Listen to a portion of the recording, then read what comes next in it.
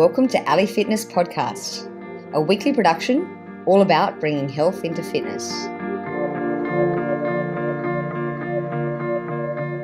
Fergus Connolly is the only applied sports scientist to have worked full-time across every major field sport. That's English Premier League, National Football League, and International Rugby, implementing the most innovative protocols, technologies and methods in human performance.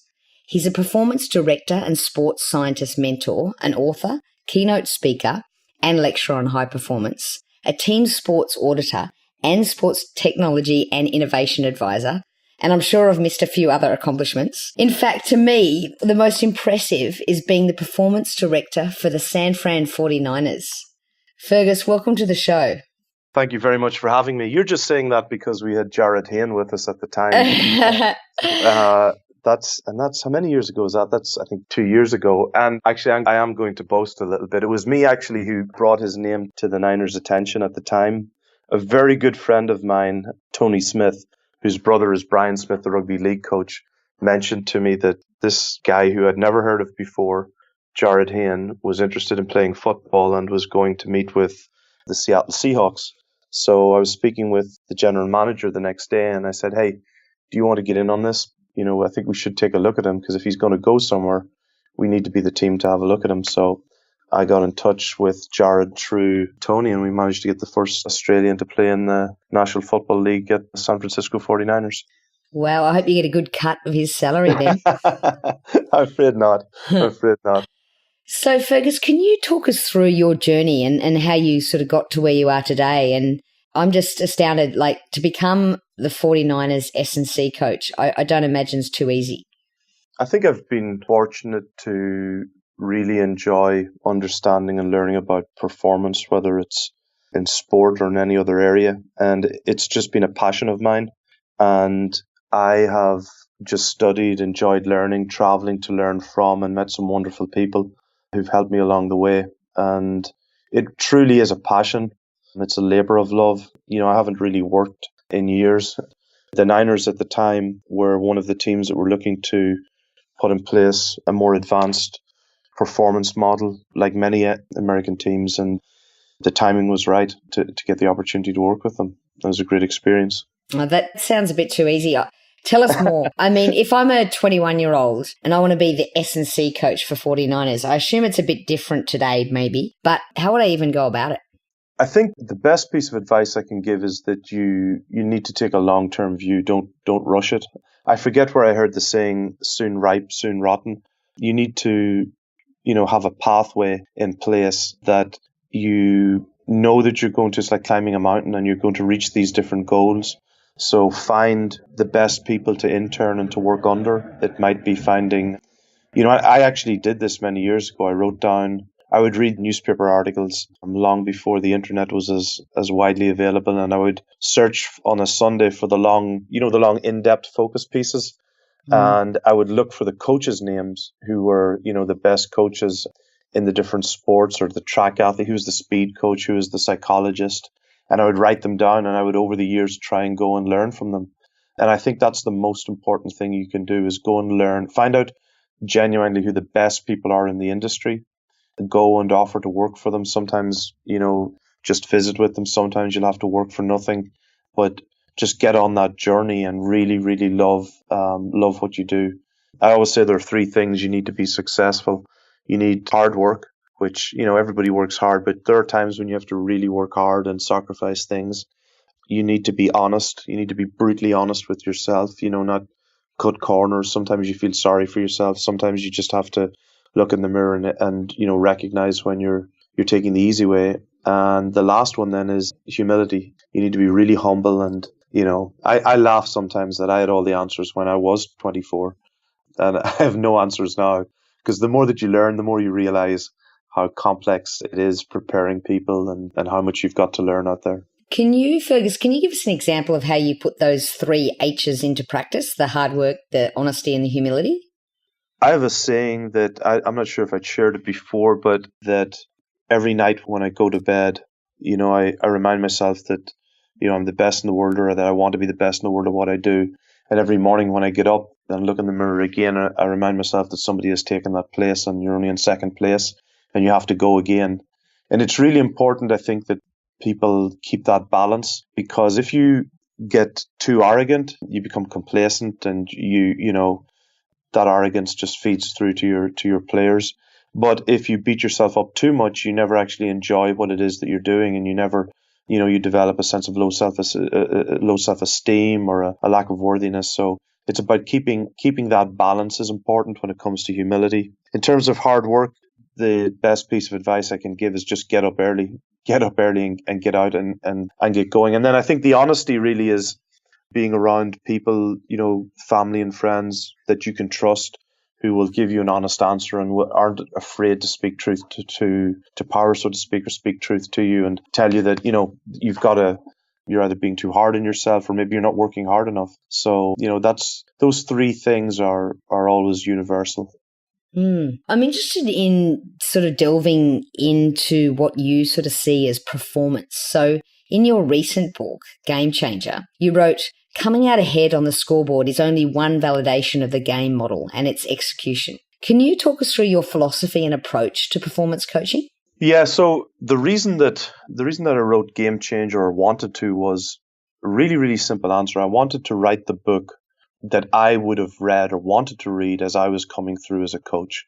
Because if you go into, you know, you go to Barnes & Noble and you look through the sports section, there's so many different books out there that have the answer, and in between lifestyle, nutrition, psychology, strength training, speed, all of these different things. But pulling them together, there was no one book out there that pulled everything together and gave an honest answer to the sports coach as to what they needed to do to win the game. But it raises another question, and that is, what is winning? Because if you're the Patriots and you go out and you play the Dolphins, who you're expected to beat easily, or, you know, should beat, or the Bengals or whoever, you know, is just winning on the scoreboard enough?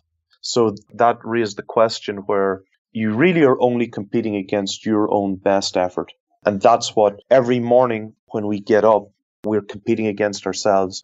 You can't control the other person in your office. You can't control the other person in your gym class. They could be having a good day. They could be having a bad day. You really always are only comparing yourself to yourself. And sometimes we lose track of that, and sometimes we're hard on ourselves. But that self-awareness is critical, because some days we're having a bad day. You know, sometimes we have a lot of stress in our life, so it's okay not to hit a PB that day or not to break one of our own personal bests. But only us know that. And that's why with the best teams, the best organizations, they're constantly trying to improve their own personal bests, not really that worried about the opposition. But is that true? Because isn't it all about who wins at the end of the season? It is, but if you don't keep a proper perspective on where you are. So if I were to put you in charge of training the team at the bottom of the league this year and you had them for next year, the only person you can really compete against is yourself, because you have to ensure that you're improving. The most difficult thing then on the other end of the table is if you're with the All Blacks, for example, and you're such a dominant force, who do you compete against? If you're winning, 80%, 90% of your matches, the only people who can maintain the standard are yourselves. And that's why it's so critical that, yes, you have an opponent that you have to beat, but better that you can realize what your standards are and what your KPIs are, your key performance indicators, and target those. Keep trying to improve those. That's what keeps the winning in context. Fergus, you do know that the Aussies can beat the All Blacks, don't you? I do. As for the rest of the audience. Right, okay, thank you. So in terms of health and fitness, Ali Fitness Podcast is all about bringing health into fitness. So how do the different sports go about balancing the athlete's overall health and well-being versus, I guess, the optimal performance? Yeah, this is a brilliant question, because I think what a lot of people don't realize is that quite a lot of sport. So, for example, if you take the Boston Marathon that was run today, there's very little healthy about running a marathon. It puts huge stress, and there's a period of recovery needed afterwards. But that's a good thing, because the body will recover from it. In elite sport, it's very similar. But a lot of teams do cut corners with understanding the importance of health. So there is no doubt that the healthier the athlete, the longer the career they will have, and the greater the ability to recover from injury, to recover from trauma, to manage stress. But in a lot of sporting organizations, that's sometimes ignored for the sake of a short victory and pushing people quite hard. So the best organizations, the best teams, and the best players generally have a healthy lifestyle and have healthy habits on which they rely on. And when they become habits, then they don't become difficult to maintain. And once those habits are established, it's a lot easier to to handle any of the chaos that they face, whether it's on the field or in life. Can you give us some real life examples of how you've seen perhaps coaches or teams or someone cutting corners in that sake of victory? Oh yeah, I've worked with coaches who, will chew tobacco, chew dip, will drink 7-8 cans of Diet Coke a day, will, take a drink at night to go to sleep, then will drink Red Bull on the way into work in the morning, and it becomes a cycle. I've worked with some coaching staffs where I think every single coach was on some medication or of some form or another, which is quite sad. And I think you're seeing more and more attention being drawn to that on the coaching side. And a lot of that's down to the pressure and the lifestyle of coaching. It's down to decisions that they make, down to the pressure and the finance involved. But it's quite difficult then in those organizations to push healthy lifestyles for players if the coaches are cutting corners. It's like any organization. If you've got buy-in from the top, the children follow the parents and follow the habits of the parents. So, that's really, really important. Have you seen any incidences where perhaps the coaches cut corners and jeopardize the health of the player? That's a very difficult question to answer. Not really. I think a lot of coaches push players quite hard. It's never done intentionally. I think there are things that coaches are not aware of with regard to sleep cycles, recovery, the volume of work, understanding that, and understanding the difference between sudden success and sustainable success. And I think if they were aware of that or had a better understanding, they would make slightly better decisions, and particularly when it comes to scheduling training and managing the load on the player. But naivety is no real excuse at that level, surely. Yeah, you'd be surprised. I think at the elite level can be a little bit different because, so if you take the professional level, in the US in particular, the player is its own entity, it's its own business. The coach doesn't have a lot of control over that player, so it can dictate training times, but there's a lot of cajoling and there's a lot of trying to keep everybody on board and buy-in. At the collegiate level, at the college level, this is a lot more similar to professional sport in Australia and Europe, where you essentially own the player, not technically, but you've got a lot more control over the player and you can demand that they do things. So those two different cultures will elicit two completely different responses from the coaching staffs. So sometimes, and the other thing that you have in the US that you don't have, that doesn't have as big an impact in any other country, are the collective bargaining agreements, the CBAs. And they have been agreed between the players' unions and the leagues, but they're very, very rigorous. They don't allow a lot of flexibility.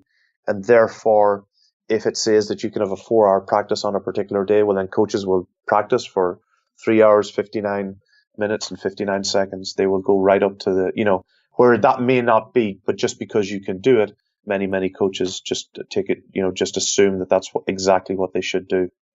Has there been anything that you've just been really shocked about or appalled about? You don't have to mention names or teams. No. I think one of the simplest ways two very, very simple ways that teams can improve performance are, one, to improve the quality of the food available to the players.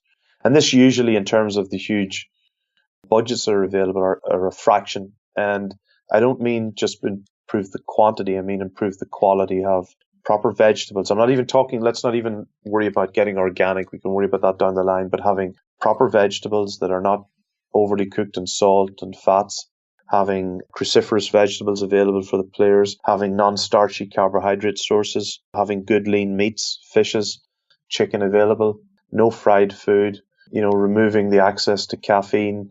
So just simply having good food is the first one. And the second one then would be to reduce the volume of training and allow the quality to improve. This is one of the biggest mistakes in sport in many, not just in the US, but in Europe as well, where the assumption is that more is better rather than better is better. Can you give us an example of a team that's done that and how you've come in and changed that behaviour?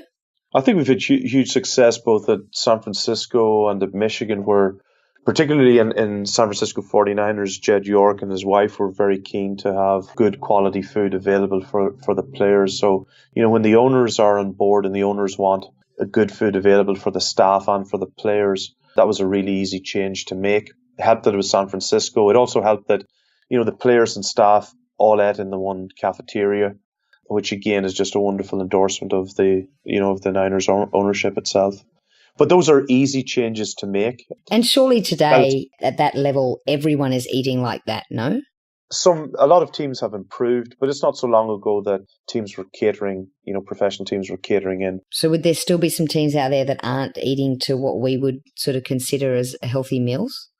Yeah, and some of the choices, but again, it's, talking to an Australian about healthy eating, you would be shocked at, the amount of fried food that's available and that, because in Australia, just there's a completely different perspective on what a healthy lifestyle is. In Europe, it's not quite as good as it would be in Australia, but in the US, it's certainly very, very different. But, a lot of this is cultural where, kids in certain areas of the States grow up with a particular perception as to, well, so long as it's meat, it doesn't matter how it's prepared, it's still meat.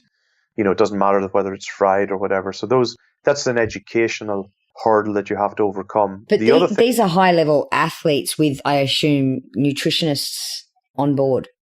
Yes, but two other things. One, there's an educational aspect, which is needed.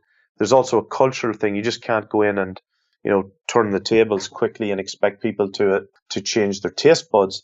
But the other big disadvantage, though, to any of this is that many of these athletes have achieved, because of a wonderful advantage genetically, have achieved wonderful physical performances eating what we would regard as poor diets for a period of time. So their bodies have become adjusted to eating poor diets and they've managed to produce wonderful performances. Now, over a long term, they will begin to deteriorate. They may even finish their career eating badly with bad dietary habits, but they will develop quite serious illnesses afterwards. Obviously, diabetes is a higher risk of cancer, of heart disease, all of these different things. But in the short term, that's a difficult message to sell to certain athletes who are performing quite well. I guess in the same way, the people that have been overtraining, you come in and say, look, we're doing too much, sort of disagree with you. Yes, but that's a little bit of an easier argument. Now, again, it's a cultural thing. So if you come into an organization and you start to make changes, there are certain steps that you can go through to make those changes. On the training side with excessive volume, I think that can be a little bit easier to communicate with the coaching staff because, they really understand, and some of them can understand a lot quicker, particularly the newer generation coming through, the importance of quality and the understanding that in many sports and many games, the physical component is not the most important component. So, in AFL and Australian rules, for years, teams assumed that, well, if they were super fit and they would, go to Dubai or go to Colorado for either warm weather training or altitude training or whatever they were doing and coming back, and the assumption was that superior fitness was going to win a flag for them. Well, that's been proven not to be the case. You still need good, intelligent players. And I think that lesson is slowly starting to be learned very clearly by the new generation of coaches as they come through. Can you give us a direct example of how you changed that quantity to quality with one of your teams? I think the big thing is being able to demonstrate to the coaches, that if you take any of the physical loads and rank players by whether it's bench press or some of these ridiculous tests that they do, and rank them, very often your best players at the bottom. And the other best teaching point actually is the NFL draft. The players who score the highest in the 40s and the bench press and whatever, are generally not your best players. I read a quote recently where somebody said if we took the 225 bench press test out of the NFL combine, nobody would even notice it. because a lot of scouts don't even look at these. They know that watching game tape is the best way to really study and to really understand how players play the game. So have you taken such measurements as the bench press out as a measurement? We still do it, and you still monitor and track it, but you don't place a lot of weight or emphasis on it as a mechanism. And if certain numbers in a player are increasing too quickly, that draws as much attention to the player as numbers falling, because everybody assumes that if a squat or a certain number is going up, that it's a good thing. There have been many cases, particularly in rugby, where if a back squat is going up a little bit too quickly, we would ease off on that player, slow him down a little bit, particularly in season, because sometimes that can be a precursor to low back pain, to an impingement, to a facet locking, to nerve trouble down the line. So it's not the increase, it's the rate of increase. Sorry, it's not the increase or the decrease, it's the rate of either, which is very, very important. Is it a sudden increase or is it a steady increase? Interesting. I guess you have to make decisions like that all the time. What's been, I guess, one of the most difficult challenges or decisions you've been faced with as a performance director or even as a team sporting auditor? I think, there's two different questions. I think with the players, a lot of it is helping players get through the games when they're in non-perfect shape or status. So sometimes, for example, a player on game day may have some concerns, may be a little bit stiff, maybe. So it's helping that player reach his optimal for that day so that he goes out and plays the best that he can on that day. With auditing teams and benchmarking teams, sometimes that's just making difficult decisions and having difficult conversations with coaches. I did an audit of a franchise in Australia a number of years ago, and sometimes when you're auditing is where you would go in and write a report, which is essentially your report. Benchmarking is where you go in and sit down with the staff and ask them where do they think they are, question them as to where they stand. And sometimes those conversations can be a little bit difficult, but on the outside, as you leave, they come to the understanding of exactly where they need to improve and how they need to get better. So you're skipping the question here. What happened? Tell us about that one in Australia. I think you're probably meaning it was in New Zealand, but yeah. No, it wasn't. It was no, Australia. I'm sure it wasn't. Well, the franchise asked me, or the association, I don't want to name the team, association asked me to come in to a particular franchise, particular team. They had a number of challenges that they were trying to get through. They wanted essentially a report on where the team was compared to the best in the world, where they could make the best improvements and what the pathway was. And I think either 2 or 3 years later, they were competing for a flag, for a national title. But again, that wasn't solely down to the audit or to the benchmark, but it was a case of, okay, this is where and it's the ability to look at it, to look at the organization as a whole. And one of the really important things that I think a lot of organizations, one of the most important mistakes that people make is that they try and get the best of everything rather than the right of everything. So, whether it's any corporate environment is the very same. You don't want to get the best CFO, best COO, best CEO. You want to get the right CFO, right CEO for the organization. That's really important. And in sporting organizations, sometimes you see that where, they run out to try and find whatever the best strength coach is, the best trainer, the best whatever. And all that you end up having are a series of silos and egos, as opposed to trying to get the right people who can work together and produce the best result and the best team. That's what's incredibly important. As a strength and conditioning coach, do you have much say in that?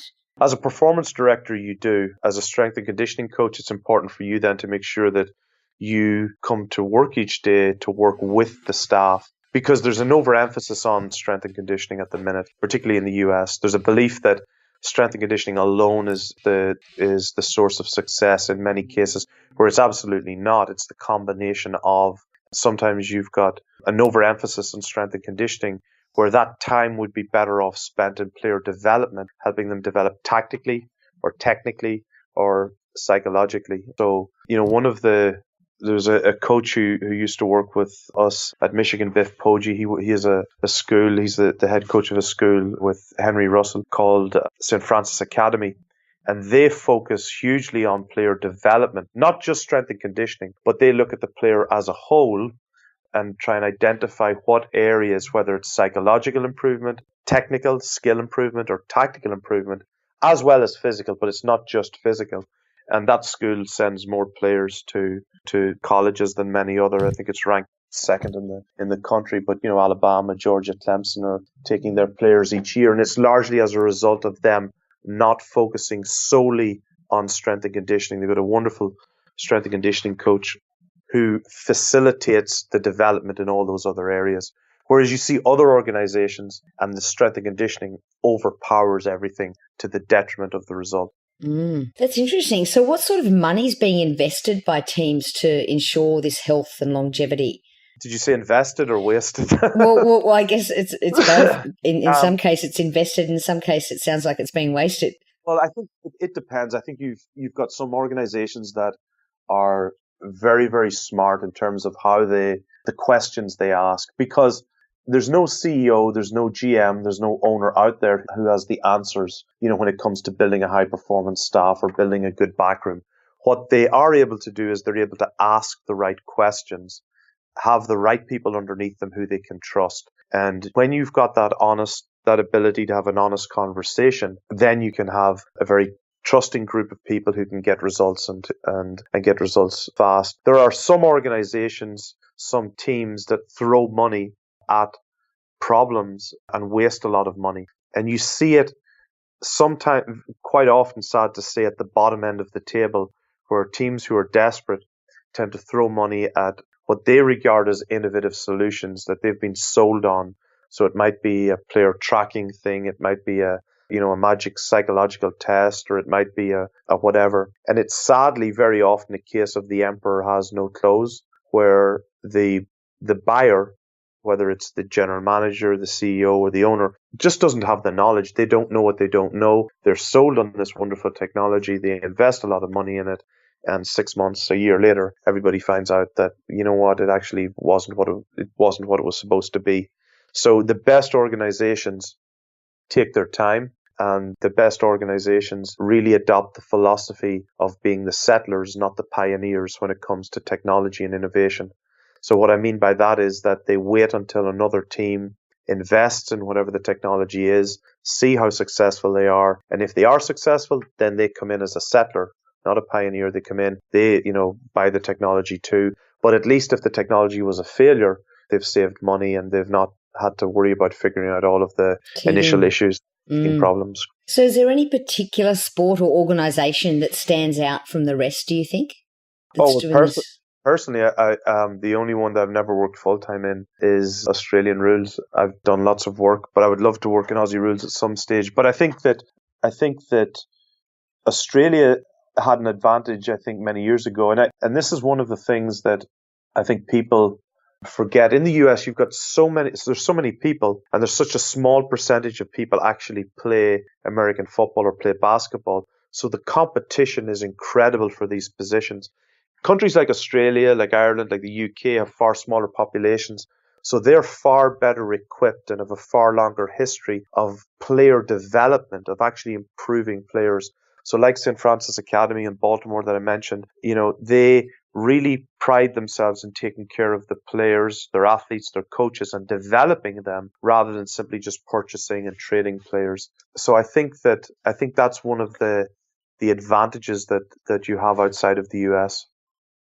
So what about a team like, say, the 49ers? What would their budget look like in terms of, I guess, health and longevity for their player, or for each player? Is there a budget that you could sort of give us an idea? I don't have the numbers in front of me, and I wouldn't be quite sure. It varies across team and across organization, and it really does come down to ownership. It comes down to, the value that the ownership place on their staff. But, for example, I think the average strength and conditioning salary could be about $400,000, between $350,000 and $400,000. I think the head athletic trainer is about $250,000, I think, and then they all have assistants underneath them after that. And then nutritional coaches?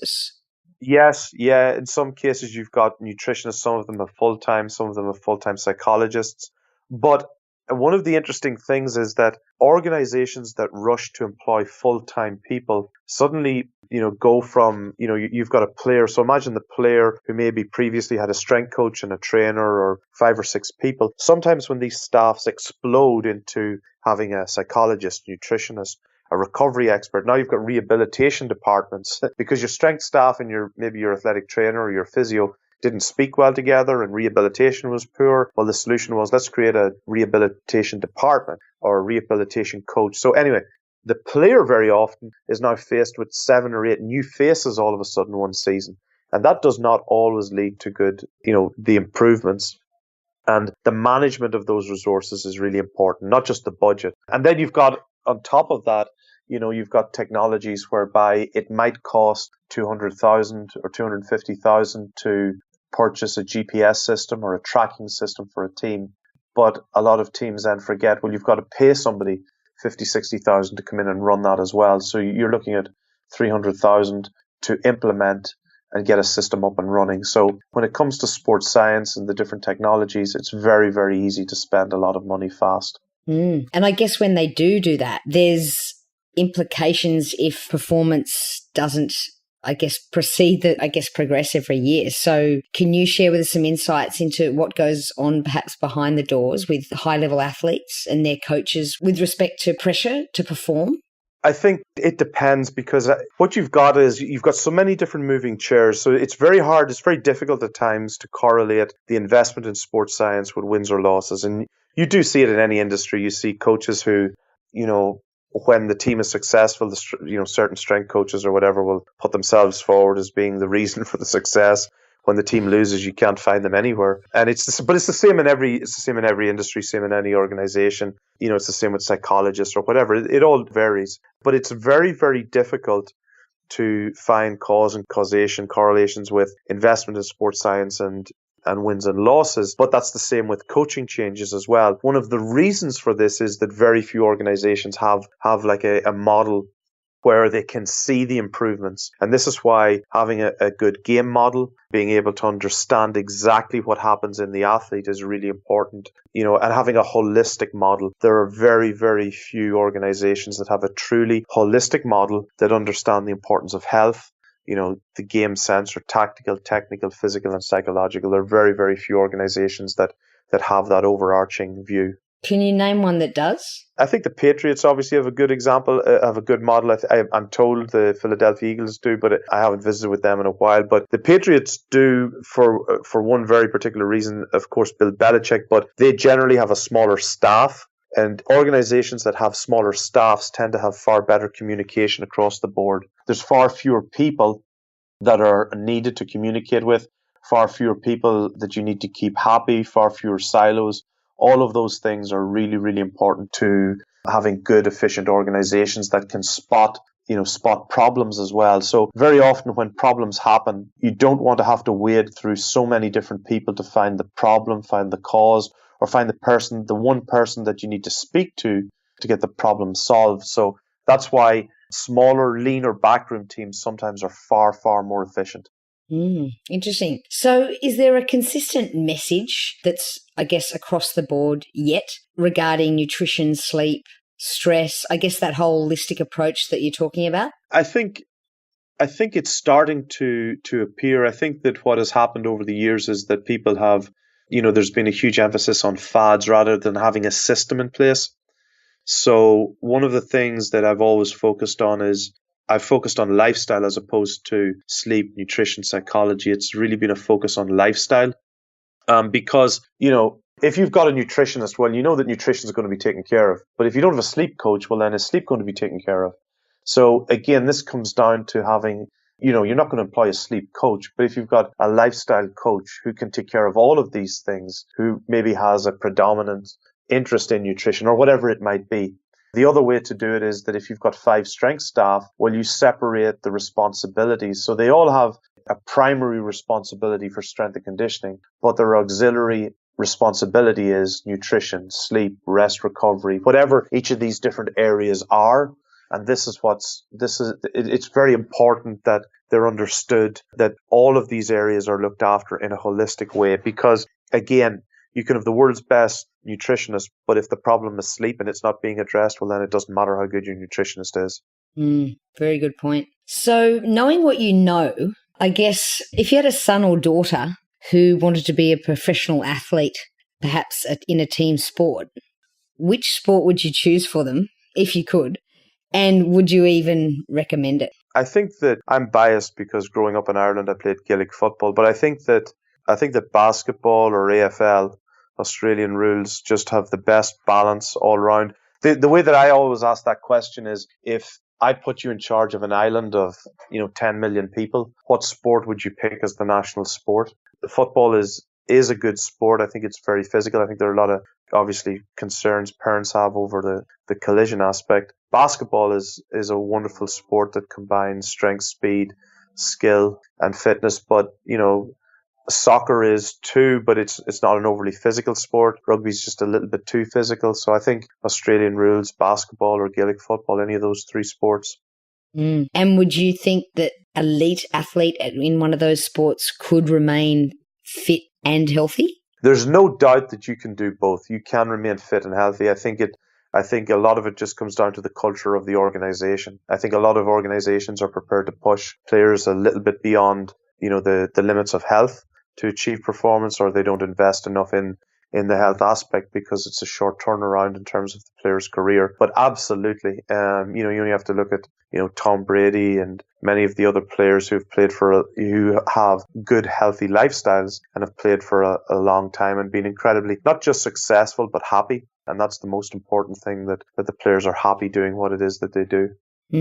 But I mean, Tom Brady's a bit of a unique specimen in that he is considered quite old for his sport.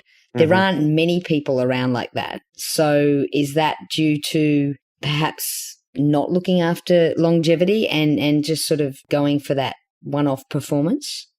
Yeah, a lot of it is, and a lot of it is culture, because a lot of what Tom Brady does, of course, people will question or whatever, and we can debate all the different things there. However, there are very few things that he does that you would say are unhealthy. And culturally, that is not the culture. Drinking a smoothie shake in the morning with flaxseed and berries is not culturally acceptable or the cultural norm in football. But those players who do it, become healthier, become leaner and play for longer. When I was at the 49ers, we had some players who made great changes in terms of their diet, would send me photographs of what their plates were looking like. Even at the University of Michigan, players who would make those changes would just remark how much better they could sleep at night, not tossing and turning in a deeper sleep. So it's changing the culture is very important. One of the things that I think a lot of people don't realize is that in the NFL, in football, there is no such thing as a guaranteed contract. So you can sign for any team for 50 million for 5 years, but that's not guaranteed. A team can cut or drop you at any point in time, and you just get paid up until that point. The downside of that for the sport is that there is no responsibility or obligation on the NFL or the team to that player's long-term health. So if I sign you for 10 years, well, I will invest a lot more in your health and lifestyle and your welfare, because I'm responsible for you now for 10 years. So if I only get 7 out of you, well, then I've lost 3 and I still got to pay you. But that does not exist in the NFL. It does exist in basketball. It does exist in most of the other sports. But that is a huge disadvantage to both the player and to the sport, because that obligation is not there to protect the player in the way that many other sports do. That's a shame. It sounds like politics. It is. It's very political. So you mentioned at the start of our conversation, it's almost like the more you learn, the more you know, the more you forget, the more you don't know sort of process. I know that you've got a book coming out called 59 Lessons. So you've obviously retained some lessons. Can you share with us perhaps what the number one lesson might be? Oh man, out of 59 of them, I think there's so many different lessons that I've learned over the years. I think the really important one is humility, is just the importance of being humble and not getting too carried away with yourself, because everybody makes mistakes, and it's the ability to learn and constantly learn that's really, really important. And I wrote the book over particularly the last 5 years. I would just write down little lessons I'd learned from lots of different people, whether, whether it's Eddie Jones, Brendan Rodgers, anybody people that I've, spent time with, whether it was in the military, in the corporate world, and just wonderful little life lessons that I learned. Like, Wayne Bennett, the Australian Rugby League legend, just spending time with him, picking his brain, and just those wonderful lessons. Darren Lehman, the Australian cricket coach, just, wonderful people that I would learn from. Then here in San Francisco, Keena Turner, who I think has 4 or 5 Super Bowl rings. Just the lessons that I would learn from him, sitting having coffee in Santa Clara. So there's just so many different lessons that you learn from different people, and sometimes we forget them. But I wanted to write them down to share with, not just for myself, but for the next generation of strength coaches, speed coaches, performance directors coming through. And this experience that you've gained, you're now bringing into the corporate world, I believe. Yes. So again, a lot of the principles. So when I wrote Game Changer, the reason I wrote Game Changer, like I said, was it was the book that I wanted to read. But I didn't write it specifically for any sport. I wrote it just as the principles, because the principles of, creating space are the same in basketball, football, soccer.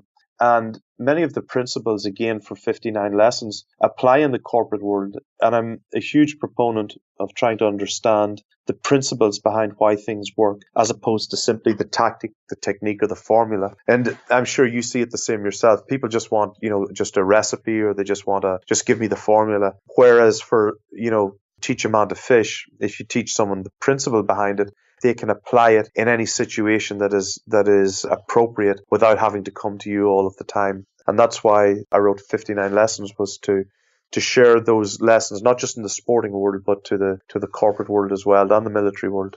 Absolutely. So where to from here? I'm busy at the minute getting the consultancy business up and running. I've got to go to a university in 2 days' time to give a series of talks, which I'm really excited about, because they're across the different groups. One is to the actual administration group. Another talk is to the coaching group, to the coaches, the head coaches, assistant coaches of all of the sports. And then another is to the performance department. So it's going to be busy, but that's what I enjoy the most, are sharing those lessons, whether it's experience in the military, in elite sport, the different cultures, and drawing those principles out and sharing them with organizations and good people who want to get better. That's awesome. I could pick your brain for days, but I really should let you go. Before I do though, Fergus, I've got to ask you a question that's a bit personal. We ask all our guests on the show, and that is, do you have a tattoo? No, I don't have a tattoo. Any reason? I've thought about it a few times, but it has to be something important enough for me to want for the rest of my life. And that just has never happened. I don't know what that says about me. I don't know if that means that I'm so indecisive, or that there's so many different things, but there just has never been one thing that I've been absolutely certain that I wanted to carry on me for the rest of my life. I get it. Awesome. So when's your 59 lessons coming out? Sorry, have you got a tattoo? You'll have to listen to the episode where I discuss. This summer. This summer? So this summer, I'm hoping to get it out.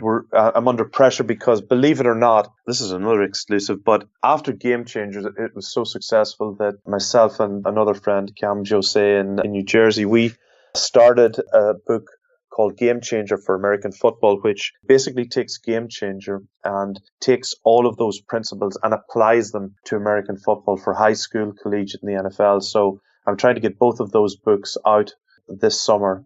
So it's very, very busy right now. Great. Actually, before you go, would you mind giving one of your books away to one of our audience?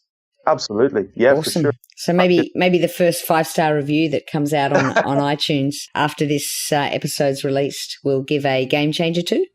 Absolutely. And what I'll do is when I get 59 lessons done, I'll make sure I get you some copies and some that you can give away. Awesome. Appreciate that. Thank you very much for coming on the show, Fergus.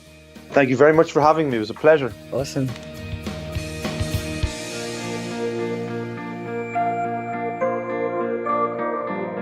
For all the resources and show notes from today's episode, please go to www.ali.fitness. If you liked today's episode, please show your appreciation by going to iTunes, give us a 5-star review and subscribe.